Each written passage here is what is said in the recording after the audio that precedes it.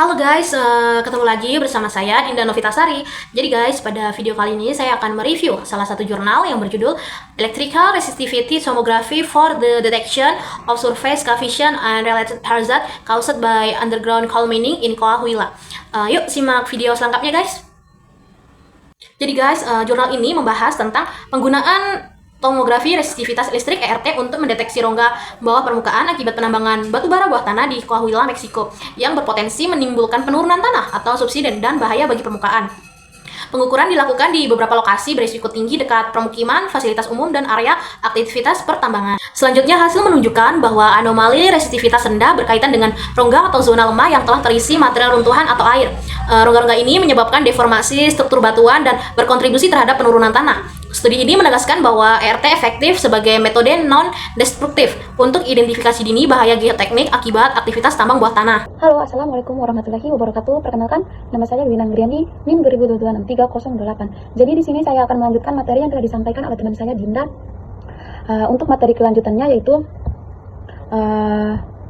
cekungan Sabinas awalnya terbentuk di tepi Kraton, Amerika Utara selama pembukaan Teluk Meksiko pada Zoikum. Cekungan ini merupakan depresi yang terbentuk oleh serangkaian blok yang mengalami penurunan. Cekungan Sabinas dipisahkan dari cekungan Chihuahua oleh blok-blok yang terangkat di sebelah barat laut. Cekungan ini berkembang melalui beberapa fase evolusi. Dengan fase pertama meliputi periode panjang aktivitas busur magmatik Trias Jura bawah. Pecahnya litosfer terjadi pada fase kedua, sementara keretakan yang terkait dengan pembukaan. Selanjutnya, ada endapan batu bara yang tersebar di 8 sub cekungan. Yang pertama itu Rivera, kedua Martinez, yang ketiga Alcocer, yang ketiga Valdez 2003. Sub cekungan Sabinas yang paling signifikan karena ukurannya yang sangat luas dan kandungan batu baranya adalah yang paling banyak dieksplorasi dan eksploitasi, mengandung setidaknya 3 lapisan batu bara yang telah ditemukan pada kedalaman hingga 350 meter. Selanjutnya, seperti yang telah diketahui sebelumnya, terdapat 2 cara penambangan. Penambangan batu bara yang dilakukan atau yang digunakan di cekungan Sabinas, yaitu penambangan permukaan dan penambangan bawah tanah. Penambangan permukaan dilakukan terutama dengan metode penambangan terbuka atau open pit. Jenis penambangan ini digunakan ketika batu bara muncul di permukaan atau terletak di beberapa meter di bawah permukaan, sekitar 20 meter. Terus di cekungan ini sebagian besar batu bara ditambang menggunakan metode penambangan longwall dengan mempertimbangkan kedalaman dan kemiringan lapisan batu bara. Dengan metode penambangan ini, area yang akan ditambang dibagi menjadi serangkaian panel memanjang yang diakses dari jalan masuk. Dalam hal ini, pilar hidrolik dan pilar yang menopang sendiri untuk sementara waktu menahan atap sementara batu bara ditambang, kemudian atap ini dapat runtuh.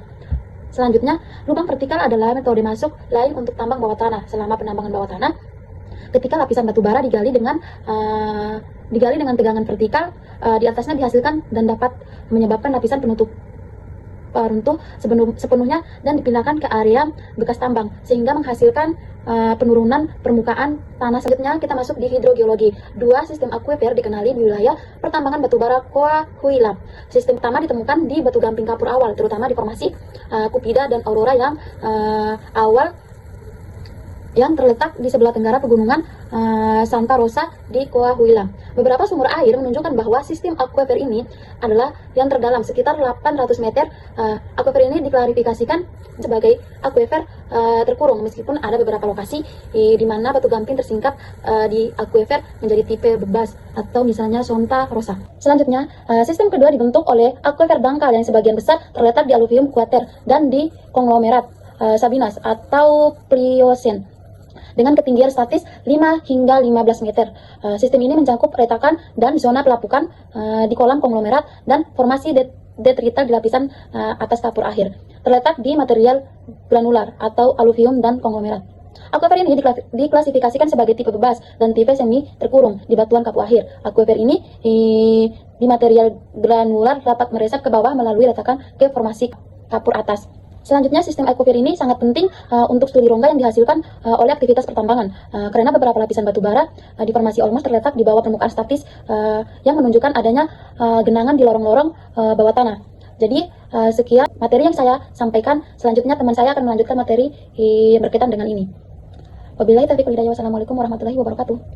Nah, selanjutnya kita masuk di pembahasan slide kelima dan keenam. Nah, untuk slide kelima, di sini ada sebuah gambar. Gambar yang pertama itu gambar 3. Di sini ada dua metode pertambangan. Untuk bagian A, di gambar ini menunjukkan metode pertambangan bawah tanah tipe room and pillar. Pada metode ini, sebagian batuan dibiarkan sebagai tiang penyangga untuk menjaga stabilitas tanah di atasnya. Selanjutnya ada bagian B. Di gambar ini menampilkan metode pertambangan dengan poros vertikal, di mana akses lapisan tambang dilakukan melalui saluran vertikal. Nah, dari kedua metode ini menjadi dasar utama untuk memahami bagaimana aktivitas pertambangan bisa mempengaruhi kondisi bawah tanah dan menyebabkan perubahan yang perlu kita teliti dengan geofisika. Nah, selanjutnya ada gambar yang keempat. Pada gambar ini menunjukkan kondisi lapisan penutup yang gagal di area bekas tambang, di mana beban dari atas menyebabkan pergeseran material dan perlu adanya sistem penahan untuk mengurangi tegangan pada struktur bawah tanah. Nah, pada gambar ini, masalah utama yang akan kita evaluasi yaitu dampak aktivitas pertambangan terhadap stabilitas tanah dan infrastruktur di atasnya. Nah, selanjutnya ada gambar yang kelima, yaitu sektor studi 1. Di gambar ini menunjukkan peta lokasi dengan zona pertambangan untuk garis hitam yang menandai profil pengukuran P1, P2, P3, dan P4. Titik referensi foto udara yaitu F1 dan F2. Zona penurunan tanah ditandai dengan elips kuning, dan untuk lokasi sumur ditandai dengan bintang. Nah, pada sektor ini menjadi salah satu fokus penelitian untuk melihat korelasi antara area pertambangan dengan kondisi tanah yang mengalami penurunan. Nah, selanjutnya gambar 6, yaitu sektor studi 2. Di gambar ini menampilkan peta lokasi dengan garis putih yang menandai profil pengukuran T1, T2, dan T3, dan titik referensi foto udara F1 dan F2. Nah, pada sektor ini melengkapi cakupan penelitian untuk mendapatkan gambaran yang lebih luas tentang dampak pertambangan di wilayah sekitar. Nah, selanjutnya ada tabel 1, yaitu menyajikan parameter pengukuran. Pada tabel ini menyajikan karakteristik lengkap akuisisi data IRT yang kita gunakan. Peralatan utama yang digunakan adalah Agi Supersting R1 IPSP dengan 3 jenis susunan elektroda yang berbeda, yaitu Schlumberger, Wiener, dan dipole-dipole. Semua pengukuran dilakukan dengan arus maksimum 2000 mA dan waktu pengukuran 12 detik per titik. Lebih rinci lagi, ada 3 kelompok sektor profil dengan panjang yang bervariasi, yaitu mulai dari 270 meter hingga 960 meter, serta jarak antar elektroda yang disesuaikan menjadi 10 meter atau 20 meter tergantung pada panjang profilnya. Nah, pada parameter ini dibuat konsisten untuk memastikan data yang dikumpul akurat dan dapat diandalkan, serta memungkinkan kita untuk melakukan perbandingan antar sektor dengan mudah. Agi Supersting R1 IPSP sendiri dipilih karena kemampuannya yang menangani berbagai susunan elektroda yang umumnya digunakan tomografi resistivitas listrik, sehingga kita mendapatkan informasi kompresif tentang kondisi bawah tanah. Nah, selanjutnya kita masuk di slide yang ke-6. Di sini ada gambar 7. Di gambar 7 ini menampilkan peta lokasi sektor studi 3 dengan 3 profil pengukuran yang berkelanjutan, yaitu G1, G2, dan G3 yang terletak di sepanjang jalan raya dan berdekatan dengan tambang 4. Di area ini juga terdapat penandaan lubang runtuhan, titik referensi foto udara yaitu F1 dan F2, serta elips berwarna kuning yang menunjukkan zona penurunan tanah pada jalan yang menjadi fokus utama evaluasi karena berkaitan dengan infrastruktur digunakan masyarakat. Nah, selanjutnya ada gambar 8 menunjukkan proses pengumpulan data langsung di lapangan menggunakan peralatan Agi Supersting R1 IPSP, di mana elektroda ditempatkan di tanah dan terhubung ke perangkat utama untuk mengumpulkan sinyal resetivitas, membuktikan bahwa pengukuran dilakukan sesuai standar agar data yang diperoleh dapat diandalkan. Nah, secara teknis, setiap susunan IRT atau Schlumberger, Wiener, dipole-dipole memiliki pola arus bawah tanah yang spesifik, sehingga menghasilkan penampang resetivitas semu yang berbeda. Sehingga penggunaan 3 susunan sekaligus memberikan gambaran kondisi bawah tanah yang lebih lengkap dan akurat.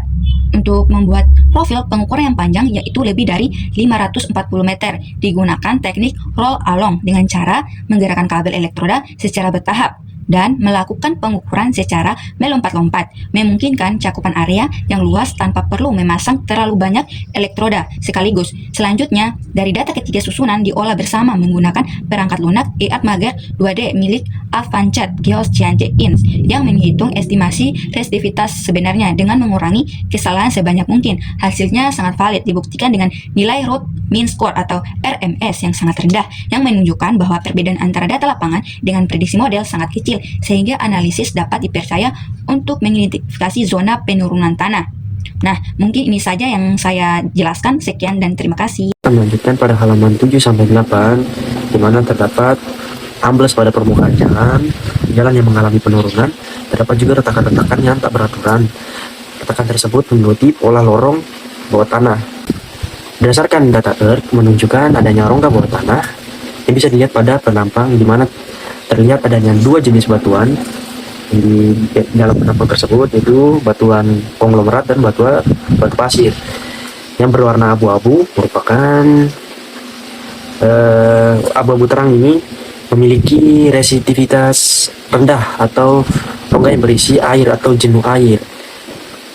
Air tersebut bisa disebut zona lemah penyebab amblas. Nah, kita lanjut ke slide 11 dan 12. Nah, di sini saya akan menjelaskan secara singkat mengenai penyebab terjadinya amblasan dan retakan jalan yang dibahas penelitian ini, khususnya di sektor 3. Penelitian ini tuh menunjukkan bahwa amblasan jalan tidak terjadi secara tiba-tiba, prosesnya berlangsung secara bertahap dan dipengaruhi oleh kondisi bawah tanah. Penyebab utamanya adalah adanya rongga di bawah permukaan tanah. Nah, di mana rongga-rongga ini sebagian besar terbentuk akibat aktivitas pertambangan lama, terutama pertambangan batu bara. Setelah tambang tidak aktif, ruang kosong yang tersisa di bawah tanah dapat menjadi tidak stabil. Selain itu, air tanah juga berperan penting. Ketika air masuk ke dalam rongga tersebut, kondisi hidrodinamik di bawah tanah berubah. Tekanan pori dan material seperti batu pasir dan konglomerat berkurang, sehingga lapisan tanah menjadi lebih mudah mengalami pemadatan. Nah, di mana seiring waktu nih, proses ini menyebabkan permukaan tanah di atasnya mulai menurun. Pada tahap awal yang terlihat hanyalah retakan-retakan kecil di permukaan jalan. Nah, nanti kalau teman-teman bisa lihat gambarnya di sini tuh, gambarnya di halaman 11 dan 12 itu ditunjukkan retakan-retakan di atas permukaan jalan. Retakan ini biasanya mengikuti sistem rekahan batuan di bawahnya. Nah, di mana dari hasil survei menggunakan metode electrical resistivity tomography atau ERT menunjukkan adanya beberapa rongga bawah tanah, sebagian berada tepat di bawah jalan di sektor 3. Di mana rongga yang ditemukan cenderung lebih besar dan lebih dalam dibandingkan sektor lainnya. Beberapa rongga terisi udara, sementara yang lainnya terisi sebagian oleh material sedimen. Namun keberadaan ruang kosong ini tetap beresiko menyebabkan runtuhan.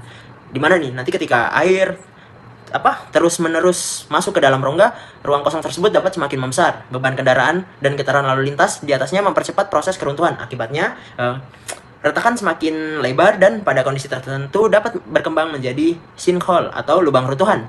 Nah, dimana kalau saya simpulkan nih dari dua halaman penelitian ini, bahwa amblesan jalan di sektor 3 itu hanya disebabkan oleh kerusakan permukaan biasa, melainkan oleh kombinasi nih antara rongga bekas tambang, kemudian perubahan aliran air tanah, kemudian sistem rekahan batuan, kemudian serta beban dan aktivitas di atas permukaan jalan. Mungkin itu saja yang saya tangkap dari dua halaman ini. Sekian dan terima kasih.